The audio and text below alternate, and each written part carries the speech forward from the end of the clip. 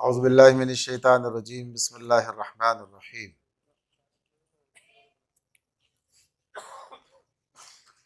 या बुनय्या अक़िमिस्सलाता वअमुर बिलमारूफ़ वन्हा अनिल मुनकरि वस्बिर अला मा असाबक इन्न ज़ालिका मिन अज़्मिल उमूर। सदक़ल्लाहुल अज़ीम। सूरह लक़मान की आयत 17, इसका तर्जुमा है कि ए मेरे बेटे, नमाज कायम कर, नेकी का हुक्म दे, बदी से मना कर, और जो मुसीबत ही पड़े उस पर सब्र कर। ये वो बातें हैं जिनकी बड़ी ताकीद की गई है। तर्जुमा इस आयत का जो इस पर तिलावत की गई है, ये सिलसिला मज़ामीन पहले से चला आ रहा है। दरमियान में कुछ वक्फ़ा हुआ है इस एतबार से कि दो दर्स दूसरे मौज़ूआत पर दरमियान में ज़रूरत के तहत आ गए, और उसके बाद फिर हमने दोबारा से इसका आगाज़ किया है।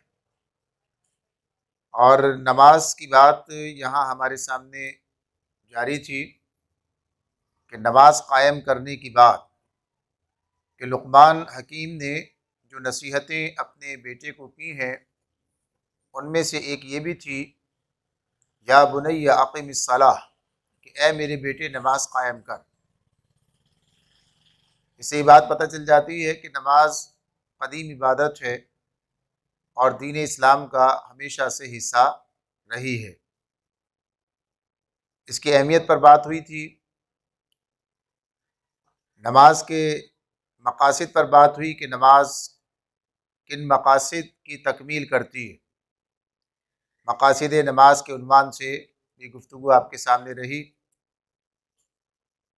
नमाज शख्सियत साजी में क्या किरदार अदा करती है, इस एतबार से भी ये मज़मून आपके सामने रहा कि नमाज शख्सियत बनाती है, शख्सियत की तामीर करती है, उसके मस्बत पहलुओं को उभारती है।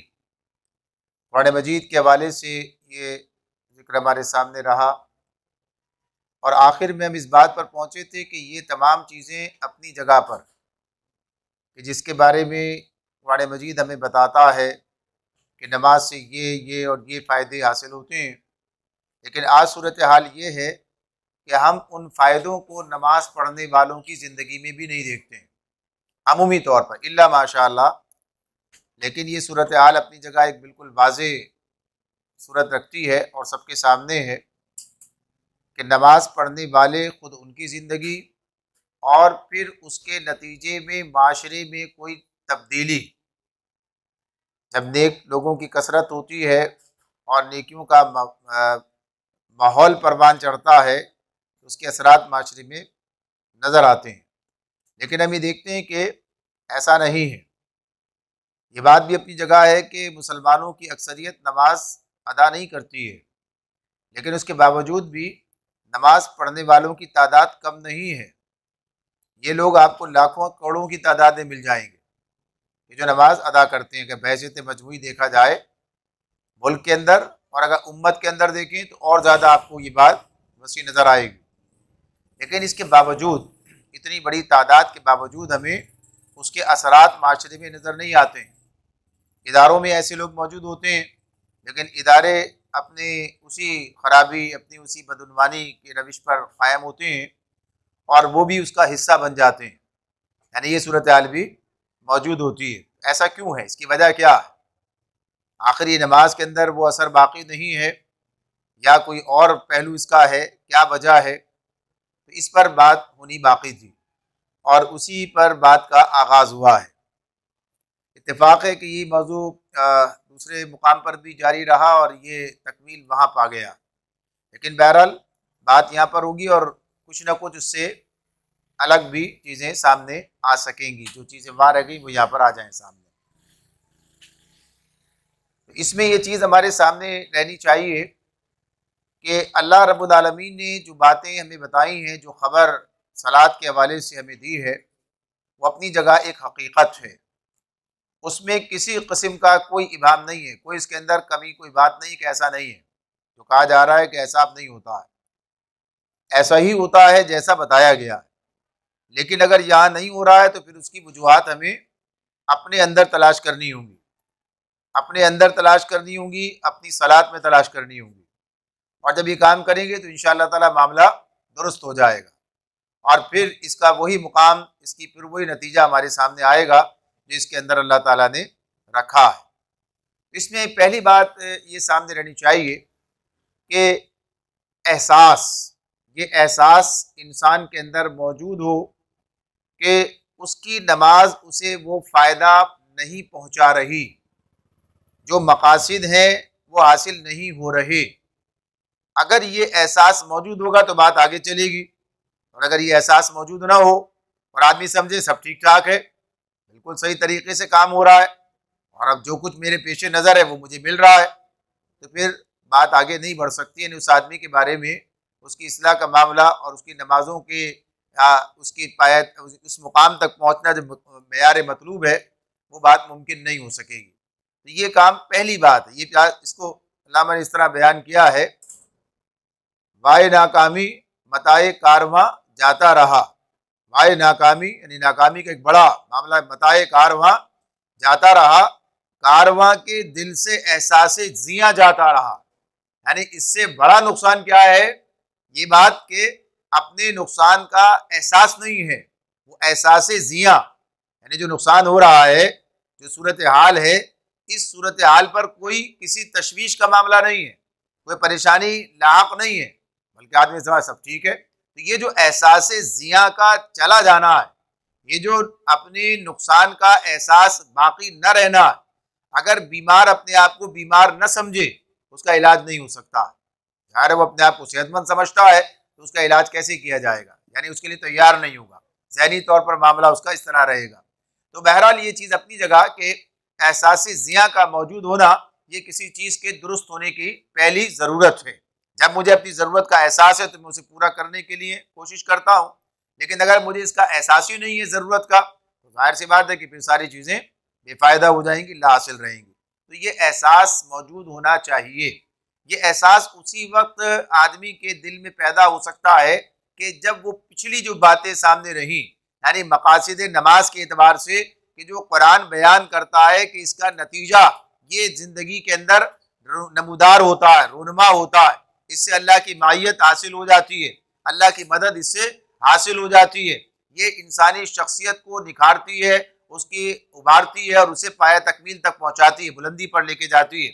ये चीज़ें जो है जब आदमी के सामने रहेंगी तो बात उसकी समझ में आएगी कि ऐसा नहीं हो रहा है, और फिर इसी के साथ साथ दीगर जो ज़िंदगी के मकासद हैं उनके अंदर पेश कदमी करने में ये मददगार साबित होगी। तो ये भी उसी वक्त होगा जब कोई मकासद भी हो।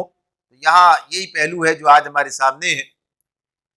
नमाज के मामले में ये बात, बल्कि नमाज के हर चीज़ के मामले में ये बात सामने रहनी चाहिए कि हर चीज़ के दो पहलू अल्लाह ताला ने रखे हैं, यानी दो उसके अल्लाह ताला ने अलग अलग उसके हिस्से हैं और जो दोनों मिलकर एक चीज़ एक तकमील करते हैं। मसलन आप देख रहे दुनिया के साथ क्या रखा है, आखरत रखी है।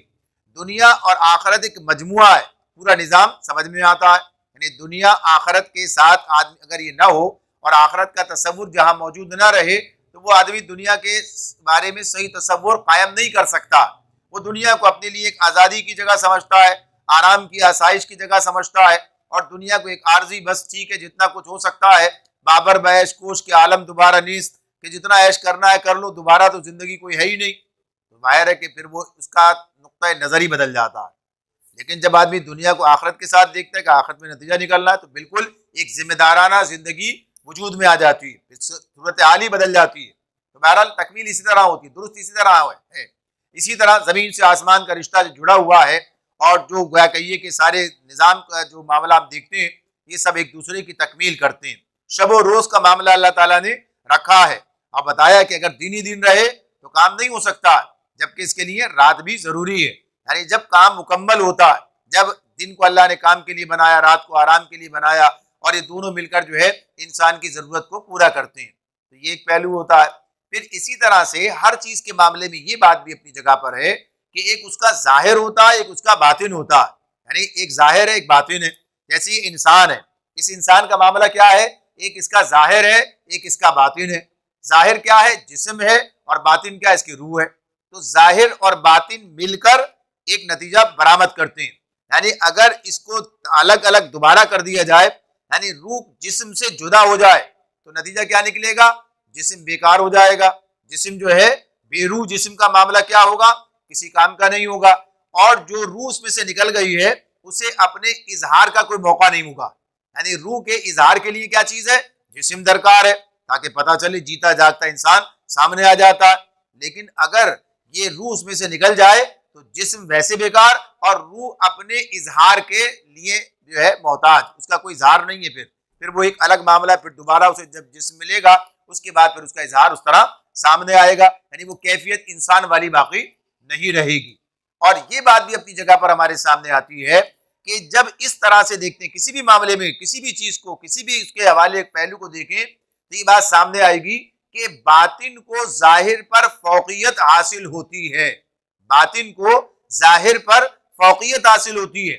और इसीलिए कहते हैं कि मन मैला तन उजला बगले जैसा भेष, तो उसे तो कागा ही भला बाहर भीतर एक। यानी अंदर और बाहर के अंदर जो इंसान का फर्क है, यानी जो अंदर है वो बाहर नहीं है, तो ऐसा आदमी कहीं भी पसंदीदा भी नहीं है और अपने मकसद की तरफ पेशकदमी भी नहीं कर सकता। यानी मामला इसी तरह रहेगा। अगर अंदर कुछ है और बाहर कुछ है, वो आदमी जो है किसी तरह भी काबिले एतबार नहीं है। तो अंदर और बाहर, बाहर का मामला बड़ा टिप टाप है, बड़ा ठीक ठाक है, और अंदर से आदमी कुछ और है, तो जाहिर सी बात है फायदा क्या होगा उसको? यानी उसी एतबार से उसका फायदा उसे कि जो उसके नतीजा निकलना चाहिए कि अंदर भी ठीक है बाहर भी ठीक है, तब मामला सामने दुरुस्त आएगा। लेकिन अगर ये मामला आगे इधर अंदर कुछ और है और बाहर कुछ और है, तो बहरहाल नतीजा वो नहीं आएगा। हाँ ये है कि ठीक है, देखकर आदमी को नतीजा कायम कर सकता है, बहुत अच्छे बहुत ठीक, लेकिन अंदर से क्या है बरतने से पता चलेगा, तो आदमी कहेगा सब बेकार है, सब बेकार है, सब ढकोसला है। तो इसीलिए कहते हैं कि दरवेशी भी अय्यारी तो सुल्तानी भी अय्यारी। यानी जब लोग इस तरफ देखते हैं कि ये सूरत हाल जो होनी चाहिए थी, जो हम समझ रहे थे कि इसका मामला दुनिया परस्ती का उस तरह नहीं होगा, लेकिन जब ये भी दुनिया परस्त निकल आए तो फिर जाहिर सी बात है फिर क्या होगा? सब बराबर है। यानी कोई मामला इंसान का एतमाद उठ जाएगा, और फिर वो जो असल बात है कि वो इंसान की शख्सियत और फिर उसके वो नताइज, वो सब भी बेकार खत्म हो जाएंगे। तो यही सब चीजों के साथ मामला है। तो यहाँ भी इसी तरह है, यानी इस नमाज की भी एक रूह है और एक इसका जिस्म है, एक इसका जाहिर है एक इसका बातिन है। ये दोनों चीजें अपने सामने रखनी होंगी, दोनों चीजें अपने सामने रखनी होंगी। आप देखिए एक बात सामने आती है, नबी अकरम सल्लल्लाहु अलैहि वसल्लम का इरशाद है, और सही बुखारी में सबसे पहले इसी हदीस को नकल किया गया, लिखा गया है इसकी अहमियत की बुनियाद पर।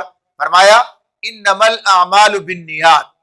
तफसील है आगे, आगे हदीस और तफसीली हदीस है, लेकिन बुनियाद असल ये है, और इसी पर बाज़ औक़ात इत्तिफा करके इतनी बात की जाती है। इसका मतलब क्या है कि आमाल का दारोमदार नियत पर है, आमाल का दारोमदार नियत पर है। तो नियत कहाँ है?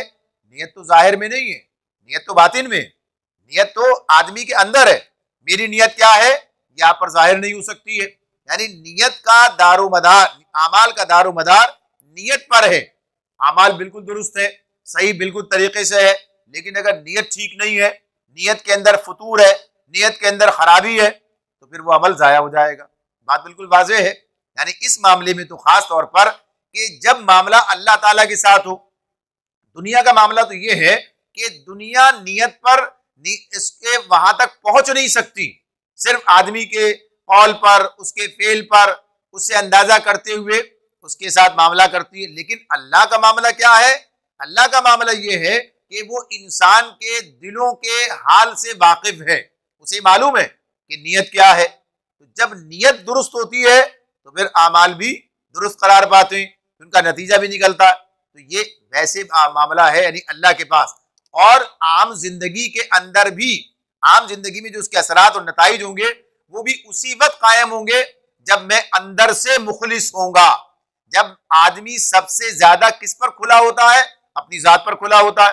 यानी मुझे दूसरे इतना नहीं पहचान सकते जितना मैं अपने आप को पहचान सकता हूं।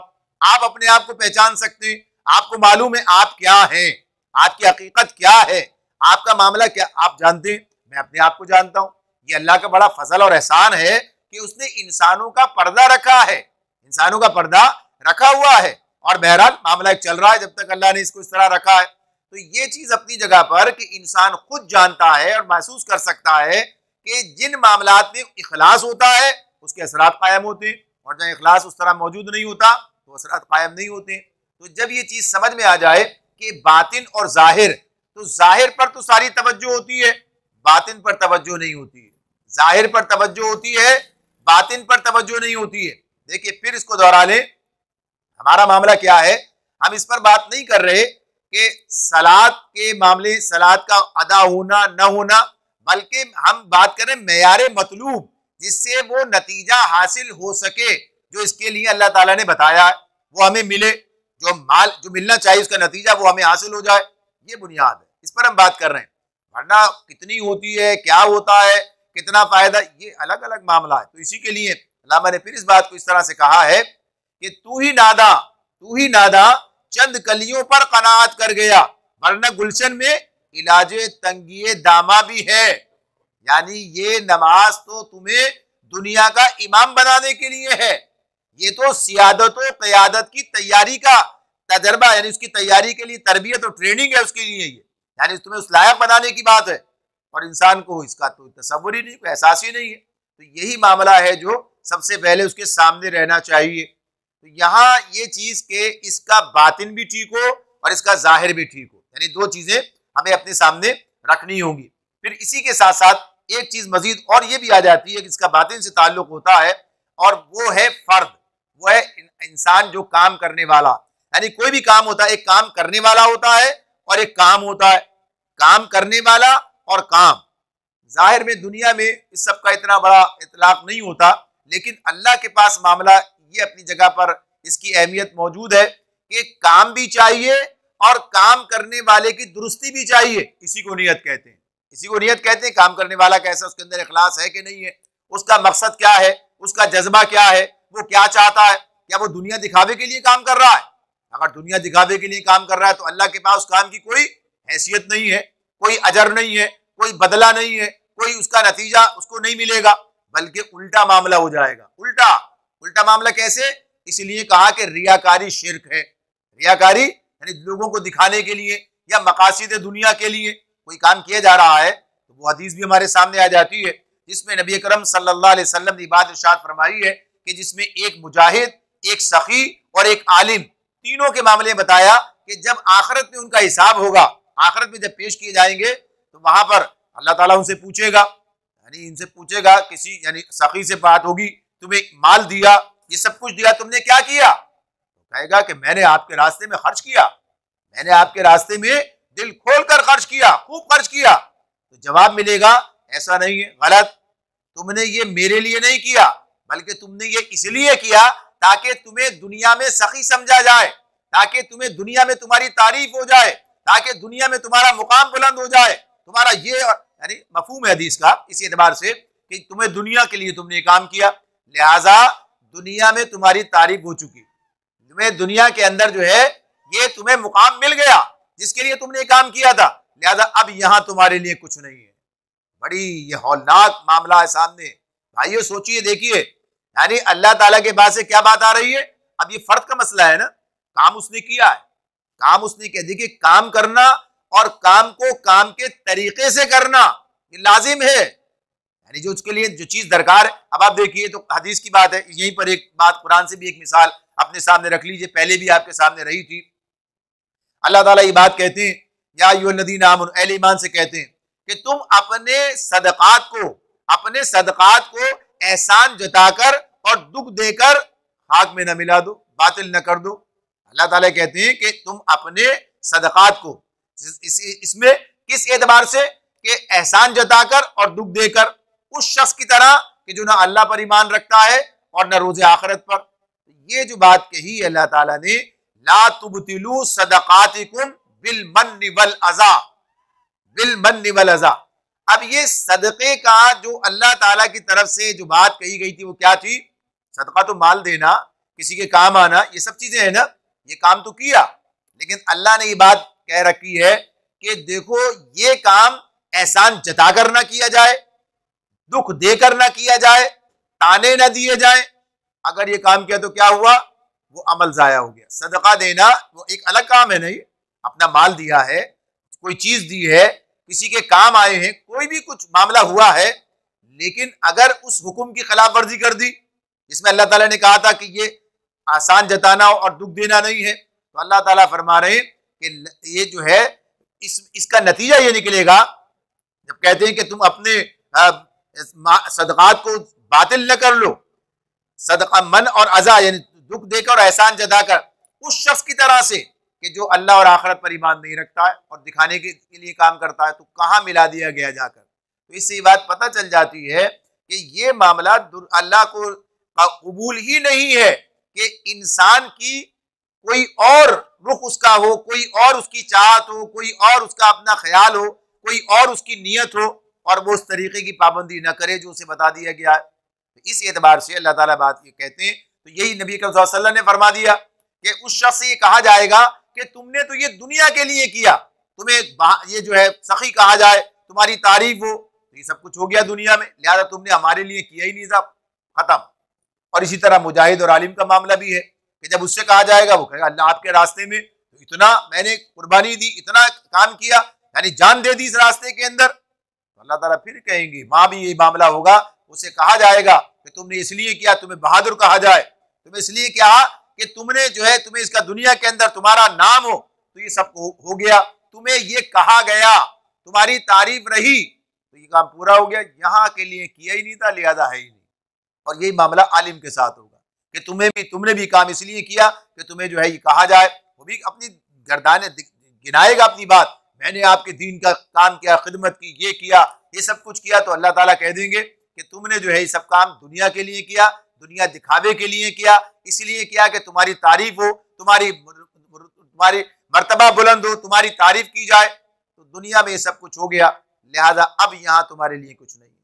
कैसी भयानक बात है, सोचने की बात है ये। तो ये मामला अपनी जगह पर है कि करने वाले का मामला, इसीलिए ये बात कही जाती है कुरान मजीद में, अल्लाह ताला क्या कहते हैं, इन्नमा यतक़ब्बलुल्लाहु मिनल मुत्तक़ीन, अल्लाह मुत्तक़ीन से कबूल करता है, यानी इंसान के अंदर कोई तब्दीली होनी चाहिए, अल्लाह से कोई ताल्लुक उसका बनना चाहिए।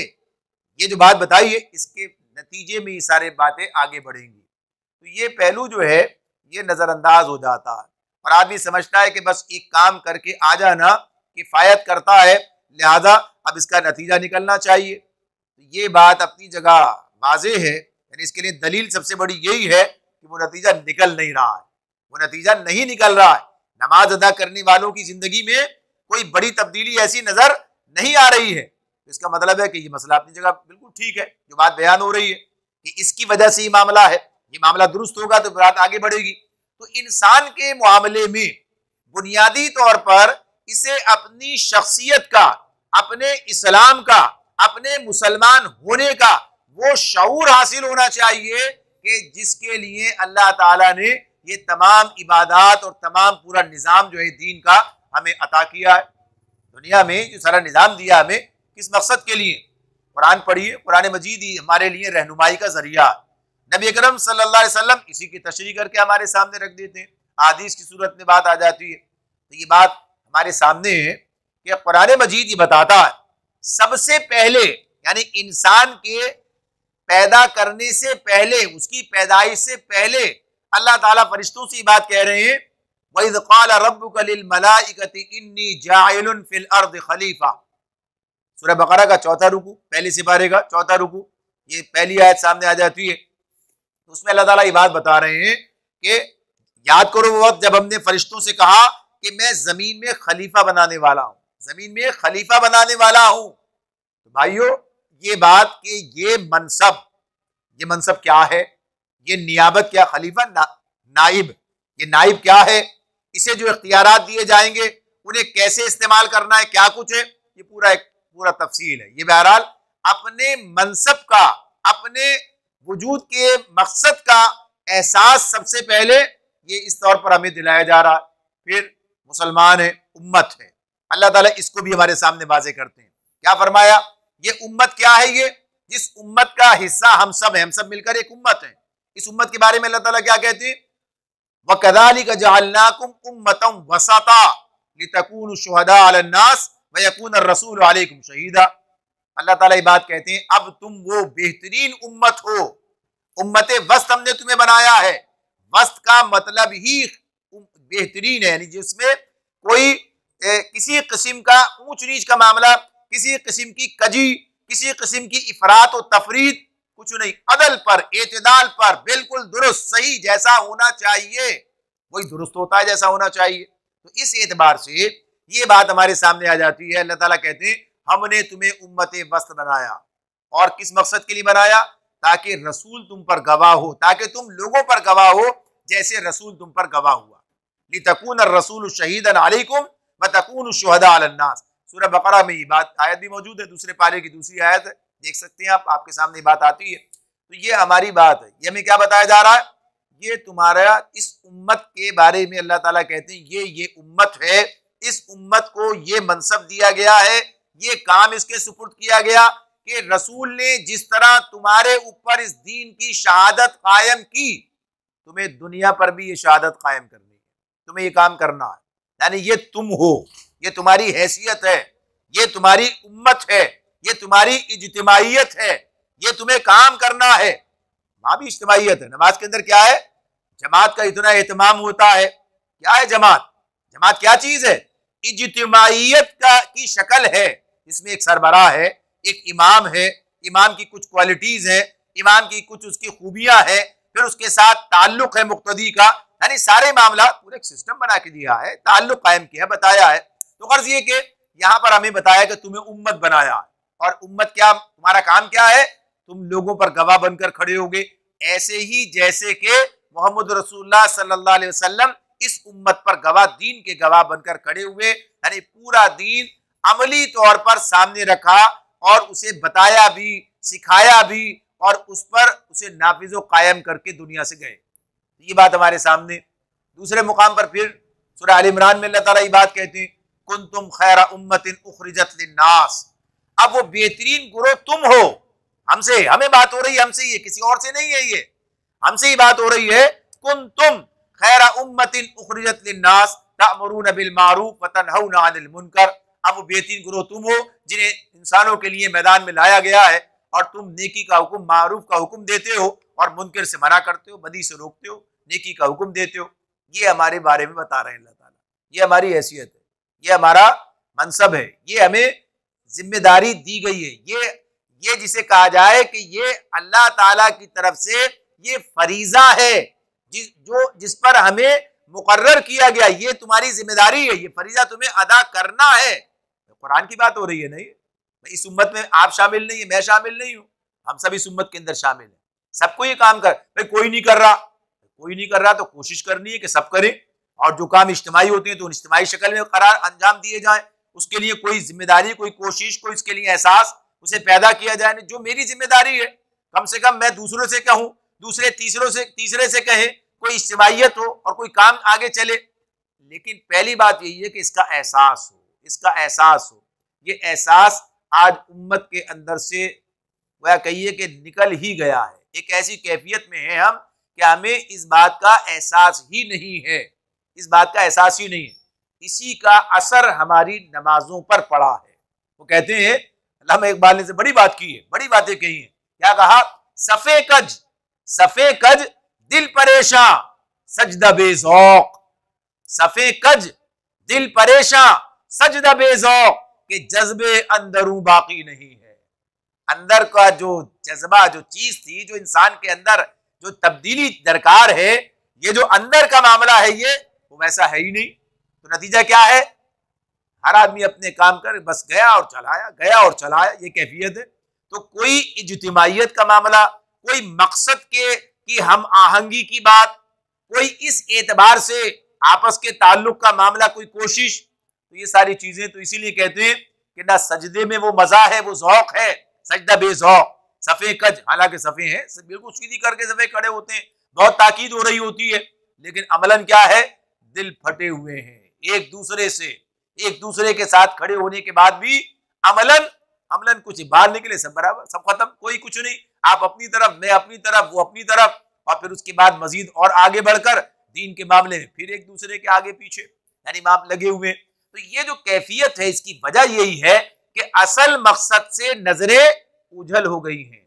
लिहाजा वो चीज जब अंदर नहीं है तो फिर उसके लिए जो तैयारी का मामला था वो तैयारी बस हो रही है, बस हो रही है, बस उसका मामला चल रहा है। जब ये जो दुश्मन का तसव्वुर होता है, आप देखिए फौज की तरबियत होती है, ट्रेनिंग होती है, उसके सामने एक टारगेट होता है, उसके सामने एक टारगेट होता है। अगर कोई टारगेट ना हो तो कोई भी तरबियत अपने सही रुख पर चल नहीं सकती है। यानी जिस जिस जगह भी जो भी ट्रेनिंग फौज की ले लें, किसी और की ले लें, उसके सामने एक टारगेट होता है, एक हदफ होता है।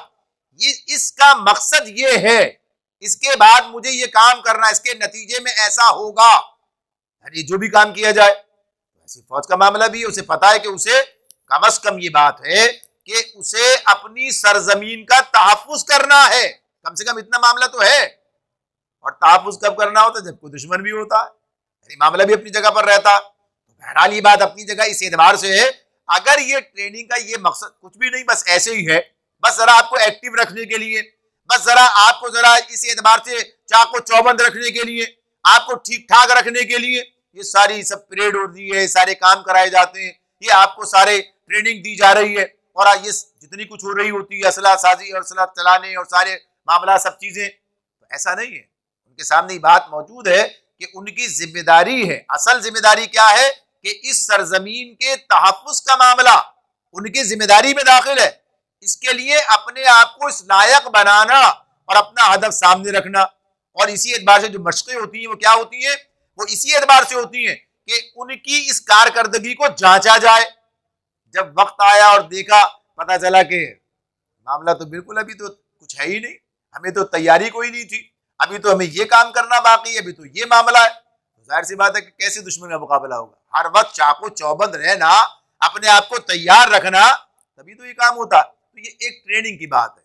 कोई भी और भी दीगर चीजें की जाए तो उनका मामला यही होता है कि आदमी के सामने अपना हदफ होता है, लेकिन ये एक ऐसी तरबियत है जिसमें हमारे सामने कोई हदफ नहीं है, तो इसीलिए कोई नतीजा भी नहीं है। जब बेहदफ मामला होता है, जब आदमी कोई किसी को जरा आप देखें ऐसे ही, जब मटर गश्त जिसे कहते हैं ना, ऐसे ही बस चल रहा है, जरा टहल रहा है ऐसे ही, और जब किसी काम से जा रहे होते हैं तो आपका अंदाज ही दूसरा होता है। या आपके सामने कोई मंजिल होती है, आप चले जा रहे थे, भाई कहाँ जा रहे हैं, किधर का इरादा है, बड़े तेज कदम, तो ये आदमी का एक मंजिल का, जब कोई पता ना हो मंजिल, बस कभी इधर कभी उधर कभी किधर, तो वो चीजें वो नतीजा नहीं रखती हैं, वो चीजें फिर वो फायदा उसका और उसकी वो कैफियत जो है वो बाकी नहीं रहती है। तो ये मकासिद हैं जिन्हें अल्लाह ताला ने हमारे सामने रख दिया, ये मकासिद हैं जिन्हें हमारे सामने रख दिया है और बताया है कि इसके लिए तुम्हें तैयार करने वाली चीजें नमाज है, रोजा है, ज़कात है, हज है, ये सब क्या है? तुम्हें तैयार करने, इस काम के लिए तैयार करने वाली। आपको याद होगा एक दर्स हमने नमाजी के वाले से पहले कर रहे थे, तो उसमें ये बात थी कि अल्लाह ताला ने मूसा अलैहिस्सलाम को मनसबे नबुव्वत पर फाइज करते हुए फिरौन के पास भेजने से पहले जो हिदायत दी वो क्या है? हिदायत सूरह ताहा के अंदर उसमें ये बात कही है, इन्ननी अनल्लाह ला इलाहा इल्ला अना फअबुदनी व अक़िमिस सलात लिज़िक्री, मैं ही अल्लाह हूं, मेरे सिवा कोई माबूद नहीं है, बस तुम मेरी इबादत करो और मेरी याद के लिए नमाज कायम करो। बुनियादी हिदायत, बुनियादी मामला जो है इस एतबार से है। नबी अकरम सल्लल्लाहु अलैहि वसल्लम, नबी अकरम सल्लल्लाहु अलैहि वसल्लम के सुपुर्द क्या काम किया अल्लाह ताला ने? इतना बड़ा काम किया है कि इंसान सहम जाता है। यानी पूरे उस माशरे के अंदर जहां शिर्क का दौर दौरा है, जहां हर तरफ जो है वह कहिए कि शिर्क के फरेरे लहराते हैं, जहां तौहीद के मरकज को उन्होंने शिर्क का गढ़ बना दिया है, बैतुल्लाह को, और कोई एक आदमी उन्हें ऐसा नजर नहीं आता है, और फिर उसके बाद काम मिलता है, नबूवत के मनसब पे फाइज हो जाते हैं, और बहरहाल चंद साथी करीबी मैसर आते हैं, फिर भी पूरे माशरे के साथ टकराव है, पूरे माशरे के साथ मामला। अल्लाह ताला ने जिम्मेदारी क्या दी है? जिम्मेदारी क्या है? सूरह मुदस्सिर की पहली इब्तिदाई आयात जो है, पहली आयात जो है, उन्हीं आयात के अंदर वो काम बयान किया गया है जो नबी अकरम सल्लल्लाहु अलैहि वसल्लम को उस वक्त करना था, और वही खुलासा भी है। क्या कहा है? या अय्युहल मुद्दस्सिर कुम फअंज़िर व रब्बक फकब्बिर, ये बुनियादी बात है। उठिए, अब आप छोड़िए ये गया ये दौर आराम का, अब तो आपको कहा इसलिए ओढ़ लपेट कर लेटने वाले उठिए, और अल्लाह के रसूल ऐसे उठे कि फिर कभी नहीं बैठे, फिर आप उठ ही गए, फिर आपने काम ही किया है, तो क्या कहा, कुम फअंजिर, उठिए और इन्हें खबरदार कीजिए, व रब्बका फकब्बिर, और अपने रब की किबरियाई का आवाजा बुलंद कीजिए। या इसका एक तर्जुमा ये भी होगा, अपने रब ही को बड़ा बनाइए, व रब्बका फकब्बिर, यानी रब की किबरियाई, जहां दूसरों की किबरियाई है, इतना बड़ा काम है, इतना बड़ा काम है। हाँ, तो कोई हर अपने आप को छोटा तस्लीम करने के लिए तैयार ही नहीं है। यानी जहां पर ये सूरत हाल हो, वहां पर ये बात कही जाए कि आपके जिम्मे ये काम है कि दावत का, तबलीग का, इंजार का, लोगों को खबरदार करने का, लोगों को चौंकाने का, हर एक के पास जाने का, और उसके बाद क्या है, ये मकसद क्या है कि वरब्बका फकब्बिर, अपने रब की किबरियाई। इतना बड़ा काम है, बहुत बड़ा काम है। अब इसके लिए आगे दूसरी सूरत आ जाती है, सूरह मुज़म्मिल। सूरह मुज़म्मिल, इसकी तैयारी, इसके लिए हौसला चाहिए। इसके लिए क्या चाहिए, हौसला चाहिए। इसके लिए जज्बा चाहिए। इसके लिए बड़ा दिल चाहिए, गुर्दा चाहिए। इसके लिए दिल गुर्दा होना चाहिए। तो अल्लाह ताला क्या कहते हैं, या अय्युहल मुज़म्मिल कुमिल लैला इल्ला क़लीला निस्फ़हु अव इनक़ुस मिन्हु क़लीला अव ज़िद अलैहि वरत्तिल क़ुरआन तरतीला इन्ना सनुल्क़ी अलैका क़ौलन सक़ीला इन्ना नाशिअतल लैलि हिया अशद्दु वत्अन व अक़वमु क़ीला। ये पूरी लंबी तिलावत हो गई है। मतलब मकसद क्या है, फिर माँ कहा है कि उठिए और रात में खड़े रहिए, आधी या उससे कुछ कम या कुछ बढ़ा लीजिए। और फिर जो बात की ना, जो बात बयान करनी, वो क्या है, हम आप पर एक भारी बात का बोझ डालने वाले, यानी कौलन सकीला का, लिहाजा आपका काम क्या है, अब इस रात के कयाम से, उस वक्त रात के अंदर उठा के नमाज पढ़ाई जा रही है, फिर वो नफिल करार पाई है, आगे चलकर फर्ज नमाज हो गई है, दूसरी आ गई है। तो क्या कहा है, ये आपके दिल को, यानी दिल के एतबार से, तज़किये नफ्स के एतबार से, अपने ऊपर काबू पाने के एतबार से बेहतरीन जरिया है, बेहतरीन जरिया है। और इसको आपके लिए अल्लाह ने मदद का जरिया बनाया है और अल्लाह के साथ ताल्लुक का जरिया बनाया। तो गर्ज ये कि इसके साथ काम पर जब लगेंगे तो समझ में आएगी बात। जब आदमी, वो कहते हैं नेकी कर दरिया में डाल, पता नहीं कौन सी दरिया, कुएं में डालने का मामला, ये बात अपनी जगह पर है, किस तरह से आ गई है। बुनियादी तौर पर इसका मामला ये है कि आदमी मुखलिस हो, मुखलिस के साथ काम करे। ये नहीं है कि नेकिया कोई नतीजा नहीं है, नेकी बेनतीजा है, नेकी बेअसर है, नेकी का कोई वजन नहीं है, ऐसा नहीं है। अल्लाह ताला तो ये बात कहते हैं, जब कहा है कि तुम बदी को उस नेकी से दफा करो जो बेहतरीन हो, तो नतीजा बताते हैं। नतीजा क्या, नतीजा बताते हैं, जो तुम्हारा दुश्मन है तुम्हारा जिगरी दोस्त बन जाएगा। ये काम कहां बनेगा, दुनिया में बनेगा, जाके आखिरत में बनेगा? दुनिया में बनेगा ना। इस नेकी का नतीजा निकलेगा, इस नेकी का नतीजा निकलेगा। आज ना रहमत नजर आती है, ना बरकत नजर आती है, यानी कुछ नजर आता है माशरे में, जिसे देखो परेशान है। मुसलमान है अल्हम्दुलिल्लाह, अल्लाह की किताब के साथ ताल्लुक की बात कर रहे हैं, अल्लाह के रसूल पर, अल्लाह की किताब पर, सब पर ईमान रखते हैं, लेकिन मकसद से दूर है। असल चीज जो इस काम पर, इसके नतीजे, इसका जो नतीजा निकलेगा, पानी तो मौजूद है, प्यास तो जब बुझेगी जब पानी की तरफ आएंगे, पानी पिएंगे तो प्यास बुझेगी।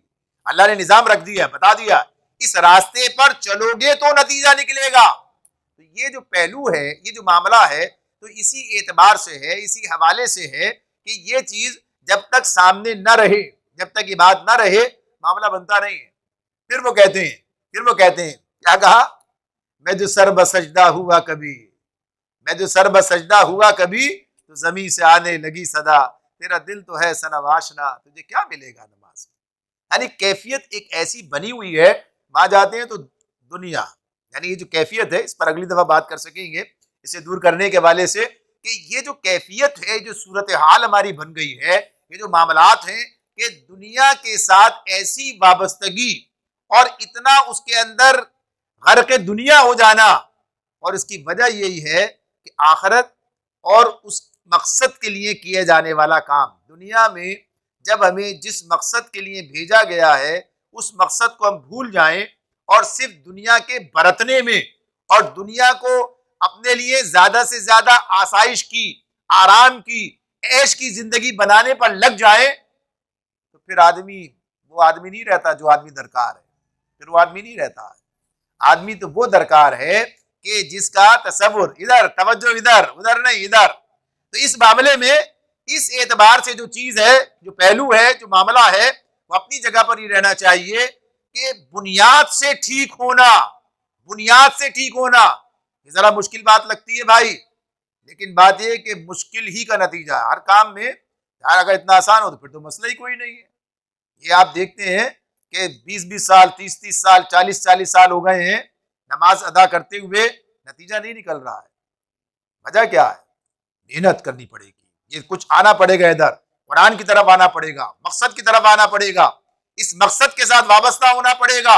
जब तक इसके साथ वाबस्ता नहीं होते, जब तक इस काम पर नहीं आते, आप यकीन जानिए वो मेयार मतलूब हासिल नहीं हो सकेगा, मेयार मतलूब हासिल नहीं हो सकेगा। चाहे जो भी कहा जाए, जो भी नतीजा निकाला जाए, और उसको नापने का पैमाना यही है, नापने का पैमाना यही है कि आपकी जात के अंदर और आपकी जात से, आपकी जात के अंदर और आपकी जात से कितना फैज फैलता है, कितना नूर इससे निकलता है, कितना इसका नतीजा दुनिया के सामने आता है, कितना आपको आज क्या हो रहा है, क्या नतीजा निकल रहा है।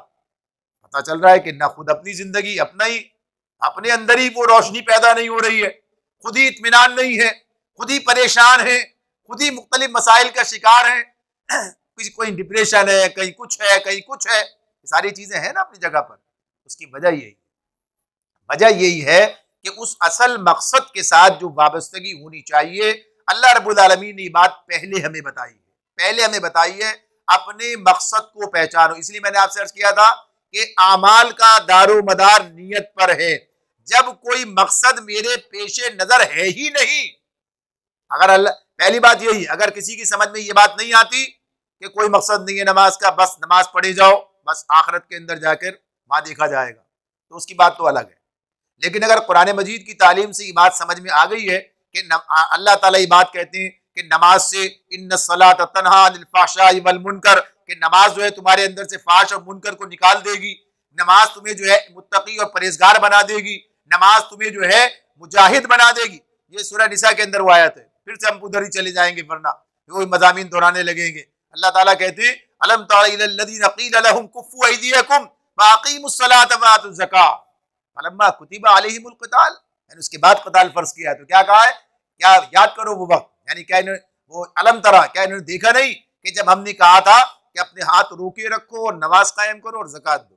यानी अभी का मामला है, अभी तुम्हारी तरबियत का वो मरला, जो लोग इस रास्ते पर आगे बढ़े वही फिर मर्द मुजाहिद करार पाए, फिर उन्हीं काम किया, फिर वही सब कुछ नतीजा निकला। तो इधर भी ये तैयारी का काम है, फिर उसके बाद भी इसकी यही सारा निज़ाम कायम होता है। तो गर्ज ये कि कुरान नमाज के, सलात के बारे में जो तसव्वुर हमारे सामने रखता है, उस तसव्वुर के साथ जब हम नमाज अदा करने की बात करेंगे और मकासद को अपने सामने रखेंगे तो नतीजा निकलेगा इंशाअल्लाह। और जब तक ये चीज़ें हमारे सामने नहीं रहेंगी और बस हम कहेंगे कि नमाज पढ़ना एक काम है, नमाज का मामला है, सिर्फ अपनी फर्द का मसला कोई नहीं है, मेरा अपना ज़ाती अमल कैसा भी कुछ क्यों हो, मेरा अपना नुक्ता नज़र कुछ भी हो, मैं किसी और मकसद के लिए जीता और मरता हूँ, मेरे पेशे नज़र कुछ और अहदाफ हूँ, और नमाज ही मुझे फ़ायदा पहुँचाए, तो मामला ख़राब है, मामला दुरुस्त नहीं है। मुझे उस मकसद पर आना पड़ेगा, मुझे उस फिक्र पर आना पड़ेगा, मुझे उस रास्ते पर आना पड़ेगा, तभी मामला दुरुस्त तरीके से करार जो अंजाम पाएगा।